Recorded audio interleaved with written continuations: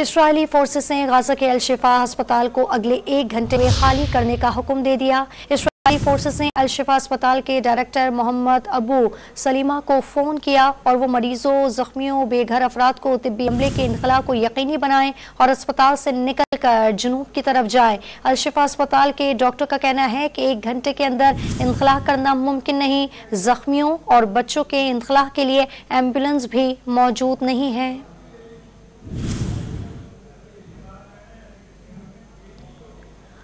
आपको अपडेट करें हैं कि इस्राएली फोर्सेस ने गजा के अल-शिफा अस्पताल को अगले 1 घंटे में खाली करने का हुक्म दे दिया है। आपको अपडेट दे रहे हैं कि इस्राएली फोर्सेस ने अल-शिफा अस्पताल के डायरेक्टर को फ़ोन किया और कहा कि वो मरीजों, जख्मियों, बेघर अफराद को और तिब्बी अमले के इंखला को यकीनी बनाएं और अस्पताल से निकल जाए और जनूब की तरफ जाए। अल-शिफा अस्पताल के डॉक्टर का कहना है कि 1 घंटे के अंदर इंखला करना मुमकिन नहीं। जख्मियों और बच्चों के इंखला के लिए एम्बुलेंस भी मौजूद नहीं।